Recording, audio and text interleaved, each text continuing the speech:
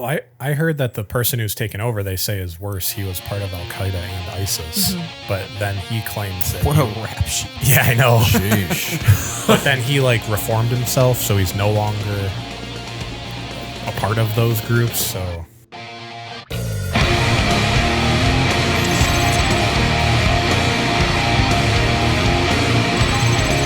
Oh, yeah! Welcome to the Warriors Mindset Podcast, where the sayings, riddles, and blunders of politicians are spoken to you. My name is Jason Pav, and this is the Warriors Mindset. I'm the CEO of Warriors Management, and I am sitting here with part of my executive team, Mr. Mitch Lilly.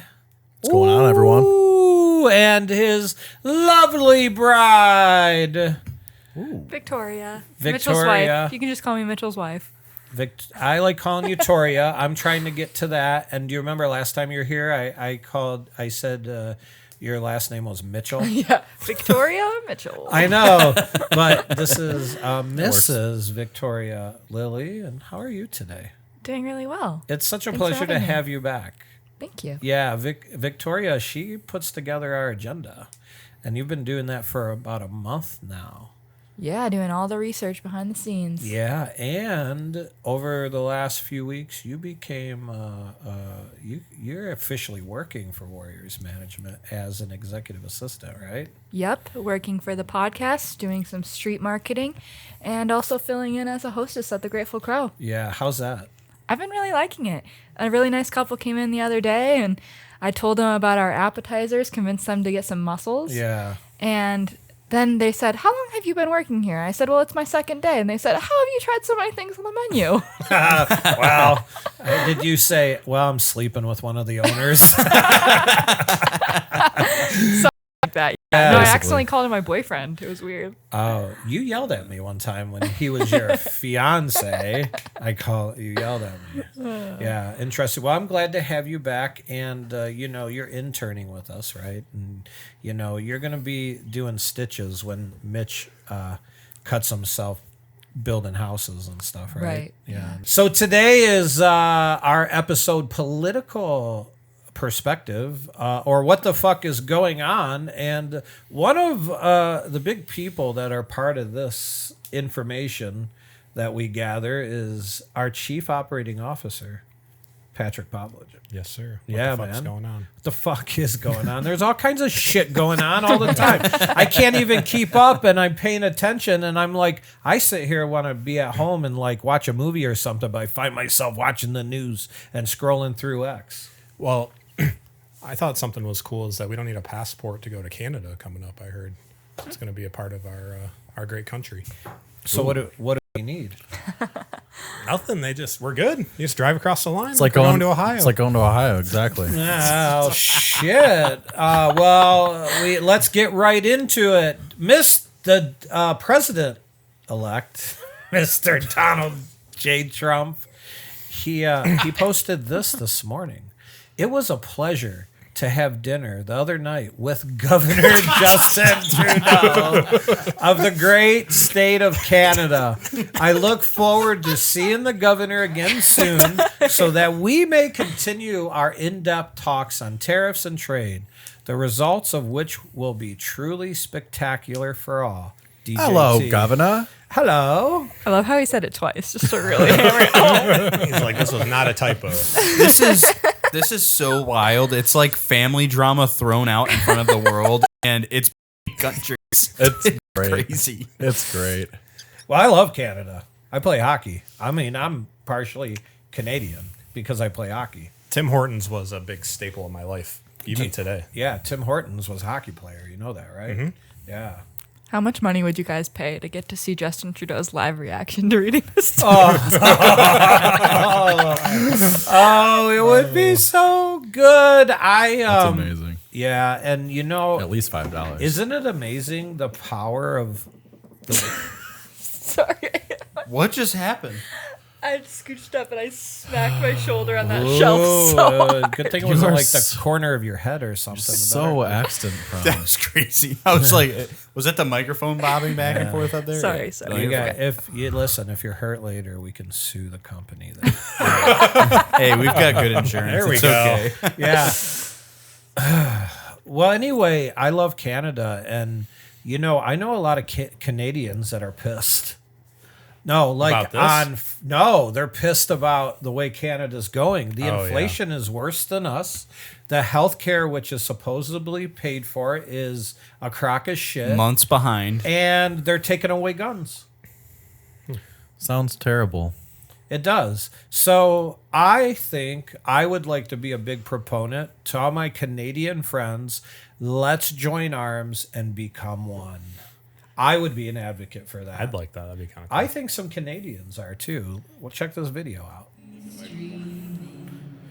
So, This can't be real, dude. yeah, this is in Canada before a hockey game. God. No way. Yeah, watch. Mike goes out.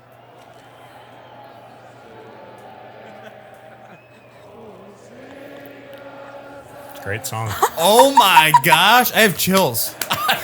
Bro, same. What? It's crazy.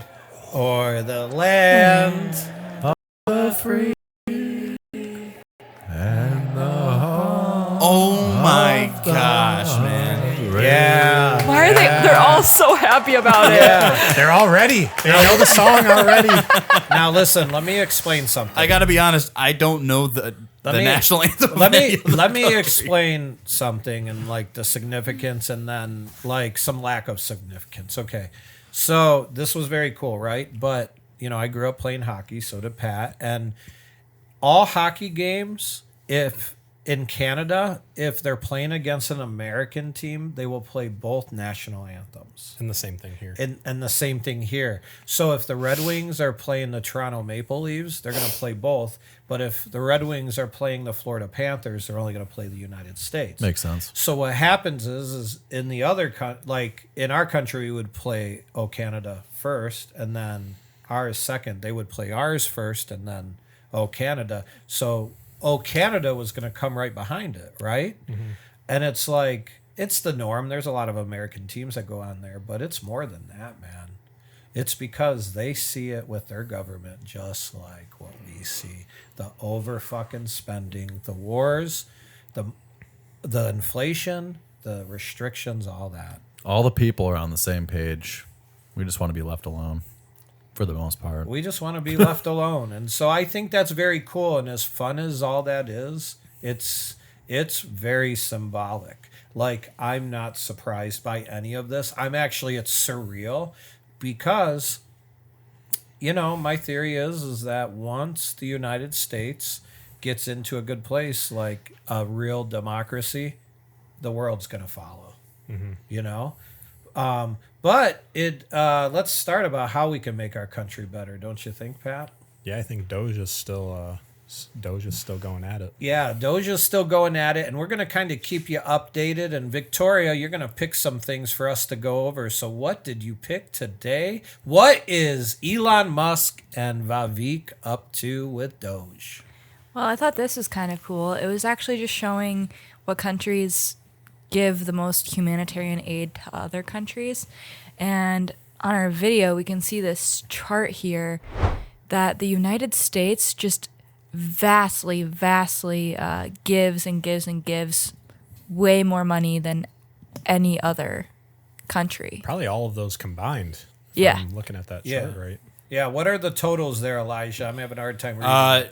So this is in million US dollars. So 9,489.04 million or So is that- 1,000 million. Is that billion? Yes. That's that 9 would be billion. billions. It's $9.4 billion dollars. In 2023 And, alone. and that's just in 2023. The European Commission, Germany together don't even make up half of that number, each being at just about $2.1 billion.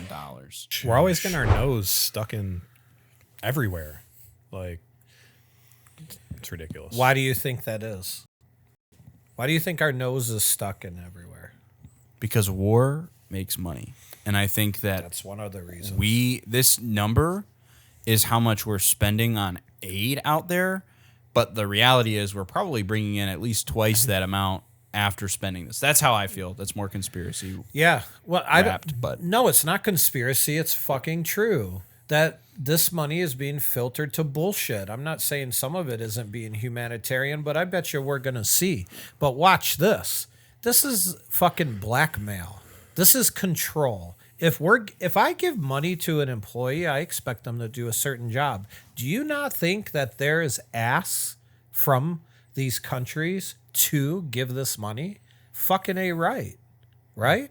Definitely. Yeah. What's Ron Paul have to say about it, Pat? I gotta say, I love Ron Paul. I've loved this guy for as long as I can remember, and I like his son too. You notice his son didn't get anything though to get in. His son didn't endorse Trump. That's why. Oh, he didn't. He got a endorse- lot of blowback from the MAGA crowd. For Oh, that. he's because he's He's a libertarian who serves as a Republican because it's easier to get into office. yeah. But he's very small government, anti-spending. He's one of the only people in Congress He'll who said vote anything for about the COVID. stuff we Oh need. yeah, he's working with his dad, with Elon and Vivek. But he said one of his recommendations would be to eliminate foreign aid completely. And then he said it's taking money from the poor and the middle class. So we talk a lot about the middle class on this show. Middle class in the U.S. and giving it to the rich in poor countries, with a cut to the people who facilitate it. Exactly. That's exactly what's going on. Like, why now? This dude's been right about pretty much everything he said. Yeah, by the that's way. why he was ousted and had to become his own party or be part of a different party. But I'm an advocate for working for what you get. Like, we shouldn't be handing out shit. However, we need to make it a lot easier, one, by eliminating taxes. But why would we? Elon always says that government spending equals inflation. And I'm trying to figure that out. Well, why are we giving money to other people when there's people here who are hurting? Well, Whether from the natural disasters or just poor people who are having a rough time. That doesn't you know? make money. Right. That's the answer. It doesn't make money. They That's can't. right. They can't launder it as easily. Yeah, it's kind of funny because did you hear that Juan Soto, who was playing for the Yankees, signed a 15-year deal worth $700 million? Yeah. $700 million. So I saw this TikTok video, of course, and this guy who was a Yankees fan was standing outside of Met Stadium. What's it called? MetLife? Or It used to be called Shea, but yeah. City Field. City Field, right? We've been yeah, there. we've been there. Saw Dead and Company. Yep. Anyway, he's standing out there and he's roasting, calling him a selfish motherfucker. He goes, "Look where you get to play," and he shows the field, and it's pretty beautiful. But then he turns around and right behind him, it looked like fucking Haiti. And you know what? Wow. Remember how trashy it was there? Yeah. It's so trashy in New York. I can't stand New York. I love like Empire State Building, went there, did different things. Like I like big city and feel, but it's nasty. Yeah. And why are we spending money there? Exactly. Mentioning New York and cutting people to the facilitators, the rich and poor countries. Did you guys see how there was a bill from Zelensky's, the president of Ukraine's wife, at I believe it was Cartier in New York City? She spent over $100,000 on jewelry. Oh, I bet that dude's rich because of that war. He owns a $23 million home in Florida. I think he owns 11 mansions total. Zelensky? Yeah. Yeah, he's an evil dude. Well, it's kind of funny because I almost threw something in here that I saw last night, and it's on the news. It had Zelensky. They're all in Italy, right? Over the weekend, and he says, "Yeah, I'm going to ask." They said something about him getting into NATO, and he says, "I'm going to ask Biden." And he basically said Trump can't do it right now, so I'm gonna find a good time to call him. You can see it. I'm paraphrasing. To get into NATO and NATO, the reason Russia is so pissed off is because NATO agreed years ago that they wouldn't move an inch. Bill Clinton. Whoops, an ad started playing. I'm sorry. That's okay. An inch further. And so it's like we're giving all this fucking money to these fuckers. Where's our people? And What about for us? I'm talking bridges and roads, motherfuckers. Oh yeah, and something in regards to that war, like, did you see Tucker Carlson's video how he went to Russia again to speak with the minister? I did not see the interview yet. Has he dropped it? It dropped. I haven't watched Interesting. it The yet. interview dropped. I Yeah. saw the advertisement. It's like an hour, so it's more digestible, I think, than the one with Putin. But, Putin was awesome. Anybody should watch the Yeah. interview with Putin. Yeah. But he said, "Here I am. This is why I haven't been having episodes, this or that." And he said, "We've had repeated requests to speak to Ukrainian President Zelensky, Yeah. and the U.S. Embassy is not letting him talk to him. Wow. Why? Why?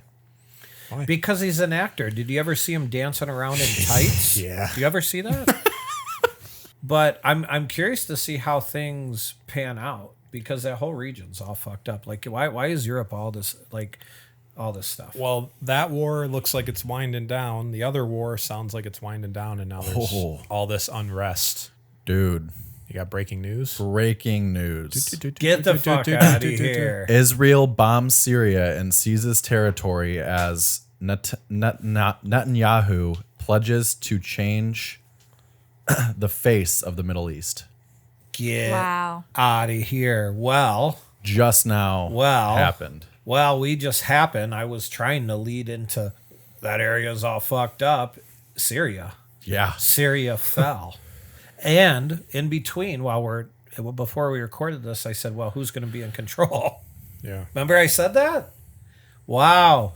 So Syria has part of the coast of the Mediterranean Sea and shares border with Turkey, Iraq, Lebanon, Israel, and Jordan. And after a 50-year family rule, they got ousted. And now Israel, wow. Israel's definitely the powerhouse of the Middle East, like in terms of military Oh, strength. 100%. and Yeah. all that. Yeah, 'cause they Mandatory require serving in every- the military. Yeah. Right. At the age of 18, I believe every man or woman has Yep. to serve in the military I for actually don't what, mind that idea. a year? 2 years? In England, I it's a believe year. so, yeah. Well, we're blessed in the United States that there's enough people. There's an overflow of people who are serving. Yeah, that's one reason. So they don't have to go looking. But that's why we have the draft in place, right? Yeah. Yeah. Well, I brought up Syria for a couple reasons. One, it's in the Bible. And like we have a podcast. We have 3 podcasts. Have I mentioned that on this one yet? You have not. I don't again. believe. I don't Plug it. think so. I'm going to plug it. One, we are Warriors Management, and this is the Warriors Mindset. We have 3 different kinds of shows. One is called Shine Light, and it is faith-based. And we are Christians, so it's based in Christianity. And then we have a leadership podcast, and that is... Realistic entrepreneurship. Yeah, because we're entrepreneurs. But the reason I brought up Syria is because Damascus is in Syria. And, I'm reading the Bible. And, like, I'm watching the news and I'm reading about Paul in Damascus. And then Syria falls. So I was like, shit, let's do a history lesson. So that's why we brought you in. Yeah, the 50-year family regime that you've been talking about started with Hafez Al-Assad. Assad. Cool. And now his son, Bashar al-Assad, was the president until, I guess, a few days ago. And now, apparently, he fled to Moscow. But now people are saying his helicopter crashed and he's dead. I kind of doubt that he's dead. I heard he landed in Moscow. He's like Right. Michael Jackson, dude. He slipped away in that ambulance. Well, these guys, 50 years of a dictatorship. Yeah. And this reminds me, because we do work in Haiti, that Papa Doc and Baby Doc, that's what we called them, was like 50 years of running Haiti. And then Baby Doc left, and Haiti had $890 million left. And they had $893 million in the bank. He took $890 million of it. Oh, So it's a good payday. So when I saw this, it's like, okay, the government fell, and the people, you could see videos of them stampeding, and I was like, wow, Well, it's tough this to is know. like a movie. It's tough to know what's true there just because of our media. And like, I'm seeing some people say that Assad falling actually is going to lead to someone even worse. Like someone else worse is being propped up, and then other people are celebrating he's gone. So Why is that always the case? I don't really know what to think. In these countries is that they've put in some idiot, but the idiot is better than the other idiot that is going to literally destroy people. You know what I mean? It's crazy how thin that line is. Yeah, right here. Syrian Salvation Government established 2013, and it's classified as a terrorist organization by Europe, U.S., and Turkey. And then in 2018, it was a Syrian intern government. Okay, so that's the Trump was in then, and then they were trained and armed by Turkey, and received $6 million from U.S. in 2015. And the first cabinet included a Christian, a Kurd, and a woman, but the cabinet dissolved and was replaced. So that was a facade. Maybe. Are those people going against each other? Yeah. So Is this like the these are Republicans and the Democrats? So there's the regular government, that's the Assad regime, right? And then these are both rebel organizations. Oh. And so the idea is that Turkey really helped facilitate the start of both of 'Cause they're these bad rebel guys. organizations. Turkey's bad. Yeah. They're Really, not Turkey is great. trying to manipulate and gain control over like parts of Syria. So they started both these organizations, and the theory is that they started two rebel organizations so that when the Assad regime was taken over, there wasn't a unifying force. There was still tension, still clashing because in a fight for power, War. even after the regime was taken over, Yeah, Man. that they could use to Yeah. maintain control. that's It's kind of like interesting. what's happening in the United States, just creating division over people unnecessarily Yeah. to distract them from the bigger issues. Interesting. So his palace was burned and ransacked, right? So, and then Yeah, I mean, I definitely think, there's fear that it could be taken over by someone worse, that terrorist organizations or ISIS could come and take charge. But at the same time, I think that some of these people definitely have the right to celebrate and try to experience some relief, because some of these people have memories of the city of Hama being surrounded by tanks by the Assad regime, and having, it's estimated between 20 and 40,000 people were just held at gunpoint and killed or bombed over the course of a 3-week period in 1982. Wow. Well, I heard that the person who's taken over, they say, is worse. He was part of Al Qaeda and ISIS, but then he claims that. What a rap sheet. Yeah, I know. Sheesh. But then he reformed himself, so he's no longer a part of those groups. So I don't know. yeah. Well, Trump urges to stay the fuck out of it. And Thank you, Trump. yeah, Sheesh. and he's Finally, some he's- sense. Right. He said it's not our fight. And that's the truth. But now Israel goes in and we support Israel, so what is that? So And literally, so I believe this was Friday that he posted this, saying, we need to stay out of it. This is not our fight to fight. And then the next day, Biden announces that the U.S. launched about 75 airstrikes on ISIS camps in Syria. gosh. Dude. What's real? Sounds What's about right. ISIS? How did they do that? So what happened is this is in combination, if this is even real, right? We don't even fucking know. It's like, but let's say it is. You know, that is true. We don't actually know. Like, we're just taking it at face value. Yeah, we're taking it at face value, but then this would be strategized with whatever Israel did. So, like, who's in charge of the military? That's what I wonder. Who has Biden really been in charge of the military this whole time? Doubtful. No. So this could have been planned, but for me, it just struck me as Democrats and Biden literally just trying to be oppositional, doing exactly the opposite of anything that Trump says.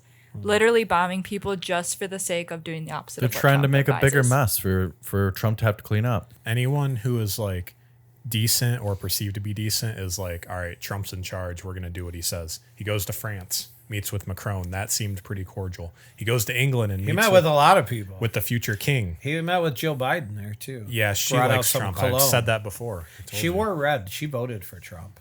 Yeah. I think she was. Yeah. I think she was an insider. For I think him. they both voted for Trump, if you want me to be honest. Oh, yeah. They were so happy to see him and all that. But so all these people. because they need to save their family from the bullshit from that they did. Truth. What happens at the end of the day, and you get caught doing all that stuff? Well, you gonna you got to do what you can go to survive. jail, get killed, or protect your Keep family? your friends close and your enemies closer. Interesting. Well, Israel, they strike chemical weapons plant in Syria, so they were already doing stuff before Yeah. this other stuff. Yeah. Breaking news: Israel bombs. Yeah. Yeah. So it looks like they paused asylum applications too for a number of countries, Germany and Austria, for people coming from Syria because people were fleeing for a long time. I'm wondering why this is happening. If they're saying we're not letting any more immigrants in because the problem in your country is over, or if they're just over flooded. Well, remember this happened before. Was it like 10 years ago where there were a bunch of Syrian refugees, right? Mm-hmm. And there's a theory that this is happening on purpose to flood this culture and mayhem into Europe and the U.S. Yeah, because Austria stopped too, They all are. right? Well, let me ask you a question because it's kind of interesting because I don't know who he was some higher up in Poland get interviewed today on Newsmax. But how do you feel about taking in refugees? Oh, it's deep. I'll let someone else answer that first. Well, I mean, I don't oppose it, although I think they need to be background checked. Like, you need to be able to know who's coming in this country, if they're safe, if they're going to be a threat to the U.S. or, anything like that. Right. A lot of interviewing and probably a holding period after everything they've gone through, or the potential that they could be motivated to not do good things in our country, that there should be, a time where they're kept in good, really humane circumstances, but just to make sure they're like mentally stable. I don't know that they should be like let out into the public to roam and just like immediately, free for all, go ahead, like go wherever you want, They're in the wind after that. Yeah, exactly. It's like they need to have like, okay, here, we'll set you up with a job, we'll set you up with an address, you have to stay here, like kind of like you're on probation exactly for like a year or two. Yes. That I think we should, with immense caution, like you guys are talking about. But I'm not for it. I think if I can see some validity to your point, I would say another category that I think would be put in there, if that was the case, that it was only Canada and Mexico, I think another category would be like if you have family here. Like say you live in Syria, but say you can't come to nothing. Your brother moved You here need 20 years Yeah, ago. so not necessarily place you in a job, but you have to So a friend of mine, he's married to a Haitian, and there's no embassy in Haiti, so it's not happening now. But even though she's married, she would need a sponsor. So that means if I were to sponsor her and he were to die, I'm responsible for her. Not as a wife, but as a person. So you have to sponsor. So yeah, there has to be big time. Not just gather up thousands of people and bring them over. The real concern is that the taxpayer has to basically piggyback this. Oh yeah, how's it cost paid for?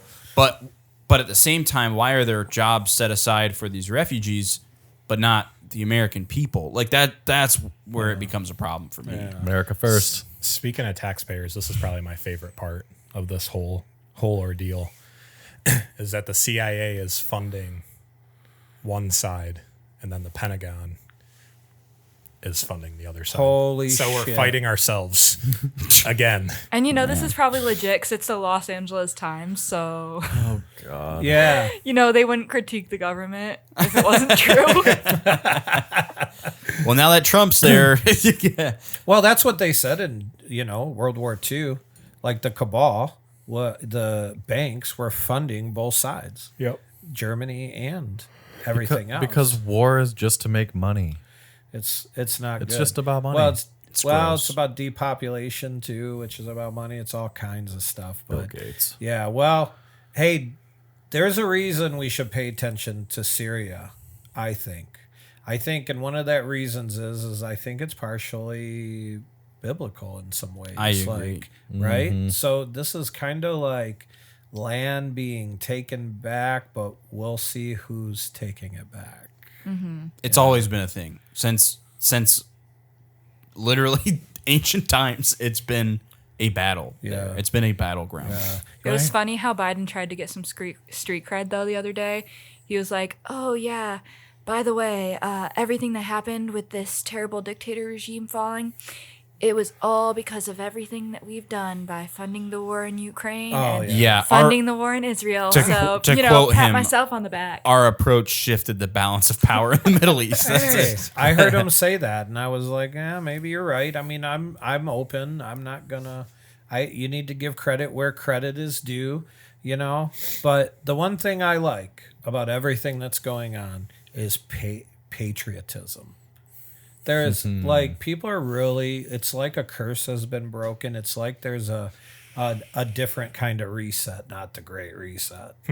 But I was walking through Walmart the other day. If you walk through Walmart, listen, go to Walmart and Taylor if you're feeling bad about yourself. Oh my gosh! And Way to call out my hometown. It's my hometown too, bro. But like, suffer I just together. don't live there anymore. But if you walk through Walmart right now, flags hanging from the ceiling, and it's Christmas time. Flags everywhere That's at awesome. Walmart. It's good. It is awesome, but what are they doing? Capitalizing, baby. Yeah. Yeah, but Trump, he likes flags. Yeah, mentioning flags, to end this on a little bit of a lighter note, I thought this was hilarious. Freaking awesome. Okay, so Trump bought some property in West Palm Beach, Florida. He put up a 50-foot flagpole and with the U.S. flag on it. And so the city basically was like, hey, our rules are that you're only allowed to have a 30-foot flag. You need to take it down. He didn't take it down. They're like, you need to take it down. We're going to, he's like, I don't care. It's chump change.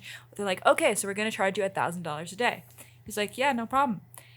And basically, this went on for 120 days, so 4 months. And then Did he have to pay $120,000? so he went to the city council and said, okay, I know I owe you $120,000. How about I'll do what you say and change it to a 30-foot flagpole, but you have to let me donate the $120,000 to Veterans Affairs.